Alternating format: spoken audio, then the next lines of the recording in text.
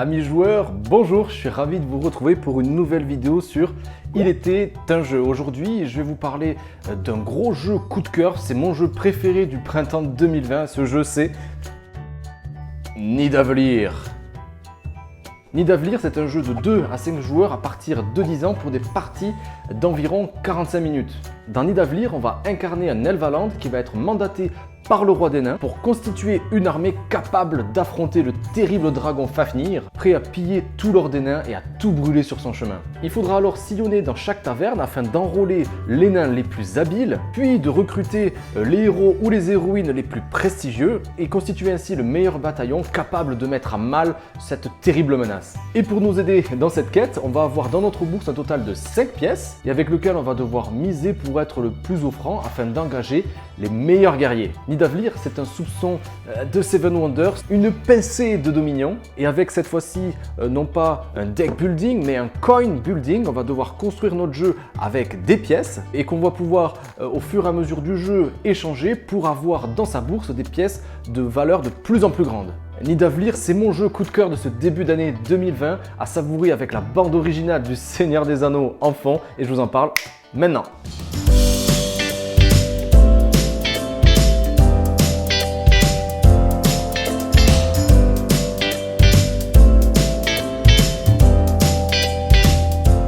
Comme je vous le disais en introduction, dans Nidavellir, le but du jeu va être de recruter des nains dans les tavernes de manière la plus efficace possible. Et celui qui va réussir à réunir l'armée avec la valeur de bravoure la plus haute va remporter la partie et aura surtout l'honneur de représenter le peuple nain dans son combat contre le dragon Fafnir.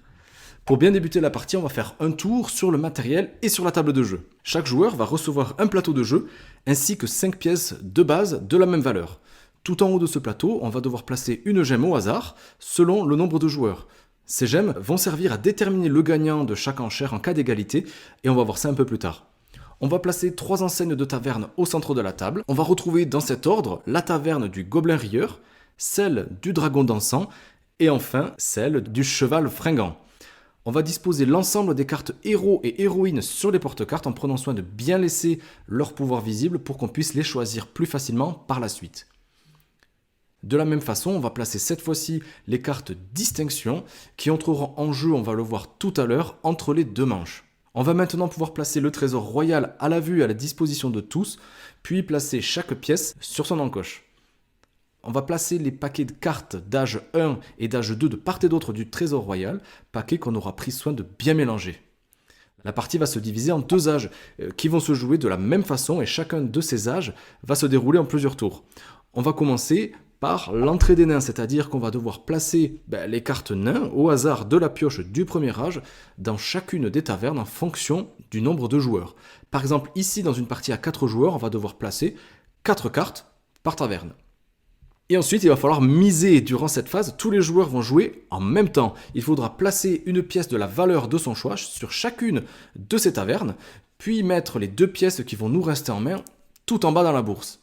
On va ensuite passer à la révélation des tavernes. Et c'est là que vous allez comprendre pourquoi il faut vraiment faire attention à bien choisir quelle pièce on va vouloir engager pour telle ou telle taverne, car la valeur des pièces va déterminer l'ordre dans lequel chaque joueur va pouvoir jouer.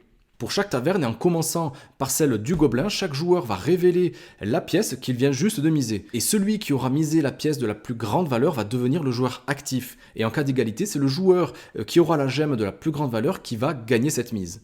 Et alors, qu'est-ce qu'on va pouvoir faire en tant que joueur actif ? Eh bien déjà, on va devoir commencer par choisir une carte nain pour le recruter dans son armée, ou bien prendre une carte offrande et qu'on va résoudre immédiatement, par exemple en échangeant grâce à cette offrande-là, une pièce contre une avec une valeur de plus 3, et qu'on pourra placer n'importe à quel endroit du plateau, que la pièce est déjà servie ou non. En ce qui concerne les nains qu'on vient juste de recruter, on va devoir les placer en colonne en fonction de sa classe. Et c'est là que j'ai besoin de toute votre attention car chaque classe va avoir un moyen bien spécifique d'accumuler des points de bravoure. Les explorateurs sont les plus simples à comprendre car on gagnera le nombre de points de bravoure inscrits sur chacune des cartes. Par exemple, ici, on va gagner 5 points de bravoure. Les guerriers vont là aussi donner des points de bravoure selon la valeur inscrite dessus, mais le joueur qui aura à la fin le plus grand nombre de grades dans sa colonne de guerriers, les grades, c'est ceci, alors celui-ci pourra y ajouter en plus la valeur de sa pièce la plus élevée à la toute fin de la partie. Avec les mineurs, on va pouvoir multiplier la somme de leurs points de bravoure par le nombre de grades dans cette colonne. C'est-à-dire, par exemple ici, je vais avoir 4 points multipliés par 5 grades, soit un total de 20 points. Les chasseurs vont permettre de gagner des points de bravoure en multipliant cette fois-ci au carré le nombre de grades. Et on pourra facilement s'y retrouver à l'aide du plateau où on devra donc se référer au dernier grade de cette colonne pour connaître notre score. Et un peu de la même façon, on va pouvoir regarder sur ce plateau le nombre de points qu'on va pouvoir accumuler avec les forgerons, qui va être une sorte de suite logique et où on va devoir ajouter plus 4, plus 5, plus 6, etc. en fonction du nombre de grades présents dans cette classe. Il va donc falloir recruter un maximum de nains d'une classe définie pour pouvoir accumuler toujours plus de points de bravoure. Et en plus de recruter, il va y avoir 2 petites spécificités à bien comprendre. La première va concerner le recrutement des héros. Pendant notre tour, en fait, si on arrive à compléter une ligne entière avec un nain de chaque classe, on va pouvoir recruter immédiatement un héros ou une héroïne qu'on va alors placer dans notre armée selon sa classe. Ces personnages vont bien évidemment donner beaucoup plus de points et des bonus, et parfois posséder même plusieurs grades, ce qui va permettre d'engranger encore plus rapidement des points de bravoure en fin de partie, mais parfois en demandant de sacrifier des cartes de une ou de 2 autres colonnes, comme on peut le voir avec cette icône en forme de flamme. Et la deuxième règle concerne la pièce 0.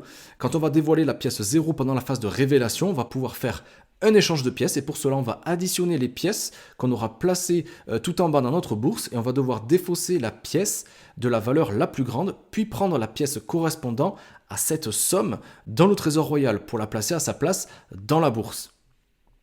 Ce sera ensuite au joueur ayant misé la deuxième pièce de la valeur la plus haute qui va être le joueur actif et faire exactement la même chose, c'est-à-dire choisir une carte nain, la placer dans une colonne de classe, recruter un héros s'il complète une ligne avec un nain de chaque classe et pouvoir échanger ses pièces s'il avait joué la pièce 0. Une fois que tous les joueurs auront fini avec la première taverne, on va ensuite passer à la seconde, puis à la troisième, et on va redistribuer les cartes sur chaque taverne jusqu'à que toutes les cartes du premier âge soient totalement épuisées. Mais avant de passer à l'âge suivant, et comme on peut le voir en dessous de chaque taverne, on va devoir échanger les gemmes entre les joueurs qui auraient utilisé et misé une pièce de la même valeur pour un petit peu plus d'équité. La deuxième manche, avec les cartes de l'âge 2, va se dérouler exactement de la même façon. Mais avant cela, on va procéder à l'évaluation des troupes. Chaque classe possède une distinction bien particulière qui va donner au joueur qui va en posséder une un bonus de classe. Le joueur qui va posséder la majorité stricte en nombre de grades dans chaque classe va alors tout simplement récupérer la distinction de cette classe, et ce qui va être finalement un sérieux bonus, et il pourra en bénéficier pour la totalité de la deuxième manche. Une fois que l'âge 2 sera terminé, on va pouvoir maintenant comparer nos points de bravoure avec ceux de nos adversaires. Et on va compter alors les points que vont nous donner les guerriers, les chasseurs, les mineurs, les forgerons et enfin les éclaireurs, auxquels il faudra ajouter la valeur de bravoure des héros neutres si on en a récupéré et construit pendant le jeu. Et on ajoutera aussi la valeur totale de nos pièces d'or. Celui qui aura le plus de points de bravoure sera évidemment le vainqueur, mais peut-être pas tant que ça car il devra affronter le dragon Fafnir pour maintenir la paix dans le royaume de Nidavellir. Je l'ai dit et répété, je pense en introduction, c'est mon jeu coup de cœur de ce début d'année 2020. C'est un jeu qui réussit à réunir plusieurs mécaniques de jeu, que ce soit le draft, la mise simultanée, la majorité ou encore le coin building. Et pourtant, c'est un jeu qui est d'une fluidité incroyable, rapide, étendue, que ce soit à 2, voire jusqu'à 5 joueurs. La mécanique du coin building, elle est juste extraordinaire, c'est fabuleux, avec un sentiment de puissance à chaque fois qu'on va se défausser d'une pièce qu'on pensait de grosse valeur, mais pour en avoir une d'une valeur encore plus grande. Et on va sentir le stress s'installer à chaque fois, à chaque tour, à chaque fois qu'on va devoir miser. Est-ce que j'ai misé suffisamment pour avoir la carte que je souhaite, ou est-ce que je vais me faire passer devant afin de compléter sa collection pour peut-être finir une ligne de chaque classe de nains et d'enrôler le héros ou l'héroïne qu'on souhaitait absolument pour notre stratégie, et ainsi continuer le jeu et continuer l'aventure avec ses bonus et de sérieux avantages. Et parlons de ces héros et de ces héroïnes justement, on va trouver une énorme diversité dans chacun des héros présents dans le jeu. D'ailleurs, on ne pourra pas utiliser la totalité de ces héros dans une même partie, ce qui va conférer finalement, et vous l'aurez compris, une rejouabilité au jeu. On va vouloir découvrir quelle classe, quel héros, quelle façon de jouer sera peut-être la mieux par rapport peut-être à notre partie précédente. Les illustrations, aïe aïe aïe, est-ce que j'ai vraiment besoin d'ajouter quelque chose? Est-ce que j'ai besoin de mettre un commentaire? Les illustrations, elles sont juste magnifiques. C'est la première fois que je joue à un jeu en noir et blanc. On va avoir des pincées et un petit peu de couleur finement et justement placées pour qu'on puisse voir avec exactitude et de manière très précise le rôle d'une classe, le rôle d'un héros, comment va fonctionner un combo, etc. Et on arrive à identifier chaque personnage au premier coup d'œil, franchement, chapeau. Et niveau thématique, comment dire? Moi, je suis aux anges, c'est tout ce que j'adore. Entre Le Seigneur des Anneaux, Le Hobbit, forcément, si vous connaissez ces films et ces bouquins, bien sûr, vous allez forcément y faire référence. Comment ne pas faire simplement le parallèle entre la quête de Thorin et Cuillochan avec Bilbon dans Le Hobbit vers le sommet de la montagne solitaire pour affronter Smaug et dérober l'Arkenstone. Ou bien encore avec l'auberge du bonnet fringant dans la communauté de l'anneau. Ou encore à des nombreuses références à la mythologie nordique, à commencer par juste le titre du jeu, Nidavellir, qui représente tout simplement le royaume des nains. Et en plus, j'ai eu la chance au Festival de Cannes de 2020 de rencontrer l'illustrateur de ce jeu, Jean-Marie Martinez, qui m'a fait juste ça. C'est juste magnifique sur demande et ça en 6 minutes. Incroyable.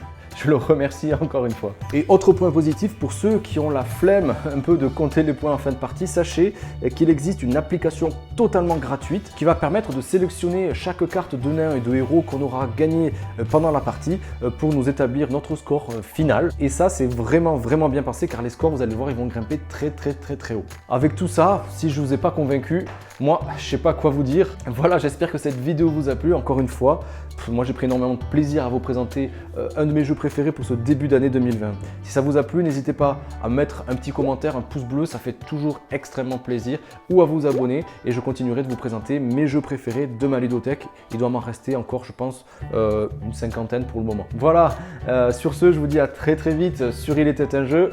Ciao!